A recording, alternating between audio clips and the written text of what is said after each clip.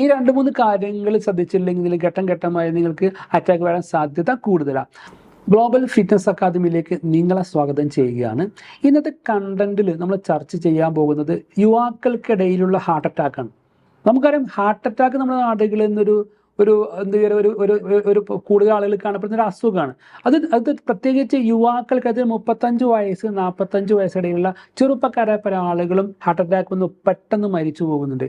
ഇതിൻ്റെ കാരണങ്ങളാണ് നമ്മൾ ചർച്ച ചെയ്യുന്നത്. അതിലൊരു കാരണമാണ് സ്മോക്കിംഗ്. അത് യുവാക്കൾക്കിടയിലെ സ്മോക്കിംഗ് എന്ന് ഘട്ടം ഘട്ടമായിട്ട് വർദ്ധിക്കുന്നത്. അതായത് ചില ആളുകൾ ബീഡി വലിക്കുന്ന ആളുകളുണ്ട്, സിഗരറ്റ് വലിക്കുന്നത്. ഈ ബീഡി ആണെങ്കിലും സിഗരറ്റ് ആണെങ്കിലും വലിക്കുന്ന സമയത്ത് നിക്കോട്ടാണ് ബോഡിയിലേക്ക് കയറുന്നത്. ഈ നിക്കോട്ടിൻ കൂടുതൽ ബോഡിയിൽ കയറി കഴിഞ്ഞാൽ ഹൃദയത്തിൻ്റെ ആന്തരിക കെമിക്കലായിട്ടുള്ള പല പ്രവർത്തനങ്ങൾക്കും പ്രയാസങ്ങൾ അനുഭവപ്പെടുന്നു. ഇത് കാരണത്താൽ അറ്റാക്ക് വരുന്നുണ്ട്. മറ്റൊന്ന് അർബനൈസേഷൻ ഓഫ് റൂറൽ യൂത്ത്. അതായത് ഗ്രാമത്തിലെ പല യുവാക്കളും ജോലി തേടി പട്ടണങ്ങളിലേക്ക് പോവുക, അല്ലെങ്കിൽ നമ്മുടെ ഗ്രാമത്തിലെ പല യുവാക്കളും ജോലി തേടി വിദേശ രാജ്യങ്ങളിൽ പട്ടണങ്ങളിലേക്ക് പോകുന്നുണ്ട്. ഈ ഇങ്ങനെ പട്ടണങ്ങളിൽ എത്തിപ്പെടാൻ എന്ത് ചെയ്യും, നേരത്തെ വ്യായാമമൊക്കെ ചെയ്യുന്ന ബോഡി ആയിരിക്കും, പക്ഷെ എന്ത് ചെയ്യും, അവർ ഓഫീസ് വർക്കുകളായി 8-10 മണിക്കൂർ ഇരുന്ന വർക്കുകളായിരിക്കും. പിന്നെ ഫാസ്റ്റ് ഫുഡ് കഴിക്കുക, പിന്നെ തീരെ വ്യായാമമില്ലാത്തൊരവസ്ഥ. ഈ 3 കാര്യങ്ങളും പ്രത്യേകിച്ച് പ്രവാസികളെ ഘട്ടം ഘട്ടമായിട്ട് അറ്റാക്കിന് കാരണം ആക്കുന്നുണ്ട്. മറ്റൊന്നാണ് ബെല്ലി ഫാറ്റ്, കൊഴുപ്പടിയ. അത് പ്രത്യേക വയറുകൾ ശ്രദ്ധിച്ചിട്ട് മിക്ക ആളുകൾക്കും ഇപ്പോൾ ഒരു 35-45 വയസ്സ് സമയത്ത് കാണുന്ന യുവാക്കൾക്ക് ബെല്ലി ഫാറ്റ്, കൊടവയർ വരിക. ഈ കൊടവയറിനുള്ളിൽ എന്താ, കൊഴുപ്പാണുള്ളത്. നമ്മൾ വിചാരിക്കും വയറിൻ്റെ ഭാഗത്ത് മാത്രമായിരിക്കും കൊഴുപ്പ്. അല്ല, ഈ ഘട്ടത്തിൽ നമ്മുടെ ആന്തരിക അവയവങ്ങളിൽ പല സ്ഥലത്തും കൊഴുപ്പ് അടിയുന്നു. പ്രത്യേകിച്ച് ഞരമ്പുകൾക്കുള്ളിൽ ഞരമ്പ് കൃത്യമായിട്ട് ഒഴുകുന്നൊരു പാതയാണ്. അതിനിടയിൽ എന്ത് ചെയ്യും, ചെറിയ കൊഴുപ്പ് അടിഞ്ഞു കഴിഞ്ഞാൽ രക്തത്തിൻ്റെ ഓട്ടം തടസ്സപ്പെടാനും ഘട്ടം ഘട്ടമായിട്ട് എന്ത് ചെയ്യും, അറ്റാക്ക് വരാൻ സാധ്യത കൂടുതലാണ്.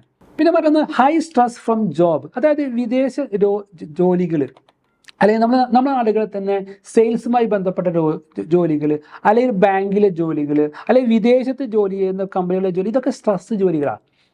അവർക്ക് ഇത്ര മാസത്തിന് ഇത്ര ടാർഗറ്റ് ഉണ്ടാകുന്ന എന്ത് ചെയ്യും, സ്ട്രെസ്ഡായിരിക്കും. അവർ ഒരുപാട് മാനസികമായി പ്രയാസപ്പെടുന്ന യുവാക്കളുണ്ട്. അപ്പം നിങ്ങൾ കൂടുതൽ സ്ട്രെസ്സുള്ള ജോലി ചെയ്യുകയാണെങ്കിൽ ഘട്ടം ഘട്ടമായി നിങ്ങളുടെ ശരീരത്തിൽ കോർട്ടിസോളിൻ്റെ അളവ് വർദ്ധിക്കാനും, ഈ കോർട്ടിസോളിൻ്റെ അളവ് വർദ്ധിച്ചാൽ BP കൂടാനും ഘട്ടം ഘട്ടമായിട്ട് ഹാർട്ടുമായി ബന്ധപ്പെട്ട പ്രശ്നങ്ങൾ വരാൻ സാധ്യത കൂടുതലാണ്. അപ്പോൾ ശ്രദ്ധിക്കേണ്ടത്, സ്ട്രെസ്സിലെ ജോലികളിൽ കഴിയുന്നതും മാറി നിൽക്കുക. ഇനി സ്ട്രെസ്സിലെ ജോലികൾ ചെയ്യുകയാണെങ്കിൽ തന്നെ എന്ത് ചെയ്യുക, ഈ സ്ട്രെസ്സ് റിലീസ് ചെയ്യുന്ന കാര്യങ്ങൾക്ക് ആഴ്ചയിൽ ഒരു ദിവസം നല്ല രീതിയിൽ ഒഴിവെടുക്കുക, നല്ല നിങ്ങൾക്ക് ഇഷ്ടമുള്ള ഹോബിയിൽ ഏർപ്പെടുക. മറ്റൊന്നുണ്ട് ഉറക്കക്കുറവ്. ഇന്ന് ആധുനിക കാലഘട്ടത്തിലെ മിക്ക ആളുകളും ഉറക്കത്തിന് ഷോർട്ടേജ് ഉണ്ട്. ആരോഗ്യമുള്ള ഒരാൾ ഒരു ദിവസം മിനിമം 7 മണിക്കൂറിന് കണ്ടിന്യൂസ് ആയിട്ട് ഒരൊറ്റ സ്ട്രെച്ചിൽ ഉറങ്ങിയിരിക്കണം. പക്ഷെ ഇന്ന് എന്ത് ചെയ്യും, ഈ സോഷ്യൽ മീഡിയയുടെ വരവോടെ മിക്ക ആളും രാത്രിയൊക്കെ സമയങ്ങളിൽ ഇതിൽ ഉപയോഗിച്ച് ഉറക്കത്തിൻ്റെ പാറ്റേൺ തെറ്റുന്നുണ്ട്. ഇങ്ങനെ കൃത്യമായി നിങ്ങൾ ഉറക്കത്തിൻ്റെ പാറ്റേണിൽ വലിയ മാറ്റങ്ങൾ വരികയാണെങ്കിൽ എന്തെങ്കിലും ഹാർട്ട് ഡിസീസ് വരാൻ സാധ്യത കൂടുതലാണ്. മറ്റൊരു പ്രധാനപ്പെട്ട കാരണം കാർബോഹൈഡ്രേറ്റ് അടങ്ങിയ ഭക്ഷണം. പ്രത്യേകിച്ച് മലയാളികളുടെ ഭക്ഷണത്തിൻ്റെ 90% കാർബോഹൈഡ്രേറ്റ് അടങ്ങിയ ഭക്ഷണം. അതായത് അരി, ഗോതമ്പ്, ആട്ടാറവ, മൈദ പോലത്തെ ധാന്യങ്ങൾ, പിന്നെ ഉരുളക്കിഴങ്ങ് പോലത്തെ കിഴങ്ങ് വർഗ്ഗങ്ങൾ, ഇതാണ് നമ്മൾ കൂടുതൽ ഭക്ഷണം കഴിക്കുന്നത്. അപ്പോൾ ഈ കാർബോഹൈഡ്രേറ്റ് ആണെങ്കിൽ കൂടുതൽ ഭക്ഷണം കഴിച്ചാലും ഘട്ടം ഘട്ടമായി നമ്മളെ ഹാർട്ടിന് അത് ഡാമേജ് വരാനും ഘട്ടം ഘട്ടം അറ്റാക്ക് വരാൻ സാധ്യത കൂടുതലാണ്.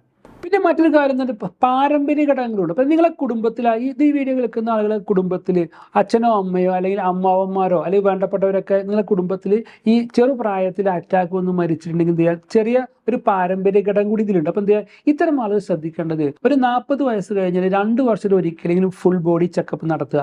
അതിൽ പ്രധാനമായി നടത്തേണ്ട ടെസ്റ്റ് ഉണ്ട് ട്രെഡ്മിൽ ടെസ്റ്റ്. ട്രെഡ്മിൽ ടെസ്റ്റ് എന്ന സംഭവം നമ്മുടെ നാടുകളിലെ ഏകദേശം എല്ലാ ആശുപത്രിയിലും ഏകദേശം ഒരു 1000-1200 രൂപ കൊടുത്ത് ചെയ്യുന്ന ടെസ്റ്റാണ്. ഈ നിങ്ങൾ ട്രെഡ്മിൽ ടെസ്റ്റ് നടത്തുകയാണെങ്കിൽ കൃത്യമായിട്ടുള്ള ആന്തരികത്തിൽ എന്തെങ്കിലും പ്രശ്നങ്ങളുണ്ടെങ്കിൽ കൃത്യമായിട്ട് കാണാൻ സാധിക്കുകയും അതിന് നേരത്തെ ചികിത്സ തുടങ്ങാൻ നമുക്ക് കഴിയും. അപ്പോൾ ഇതിൽ ഏറ്റവും പ്രധാനപ്പെട്ട 3 കാര്യങ്ങളെന്ന് വെച്ചാൽ, ഒന്ന് അമിതമായിട്ടുള്ള ഭക്ഷണം, അമിതമായിട്ട് കാർബോഹൈഡ്രേറ്റ് അടങ്ങിയ ഭക്ഷണം അടിച്ചു കയറ്റുക, അത് അമിതമായിട്ട് അളവിൽ കഴിക്കുക. രണ്ടാമത് തീരെ വ്യായാമമില്ലാത്തൊരവസ്ഥയിൽ വരിക, ശരീരത്തിന് തീരെ വ്യായാമമുള്ള ഒരു എക്സസൈസ് ഇല്ലാത്തൊരവസ്ഥ വരിക.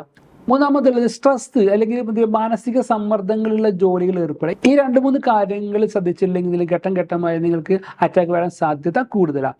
അപ്പോൾ ചുരുക്കത്തിൽ പറയുകയാണെങ്കിൽ 3 കാര്യങ്ങൾ ശ്രദ്ധിക്കുക. ഒന്ന്, അമിതമായിട്ടുള്ള ഭക്ഷണം, കാർബോഹൈഡ്രേറ്റ് അടങ്ങിയ ഭക്ഷണങ്ങൾ കുറയ്ക്കുക.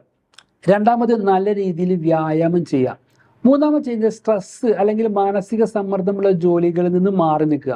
അപ്പോൾ ഈ വീഡിയോ നിങ്ങൾക്ക് ഇഷ്ടപ്പെടുകയാണെങ്കിൽ ഇപ്പോൾ തന്നെ സബ്സ്ക്രൈബ് ചെയ്യുക, താഴെ കാണുന്ന ബെൽ ബട്ടൺ ഒന്ന് ആക്റ്റീവ് ചെയ്യുക, നിങ്ങളുടെ സുഹൃത്തുക്കൾക്ക് ഈ വീഡിയോയുടെ ലിങ്ക് അയച്ചു കൊടുക്കുക. മറ്റൊരു വിഷയമായി നമുക്ക് അടുത്ത ക്ലാസ്സിൽ കാണാം. Okay, thank you.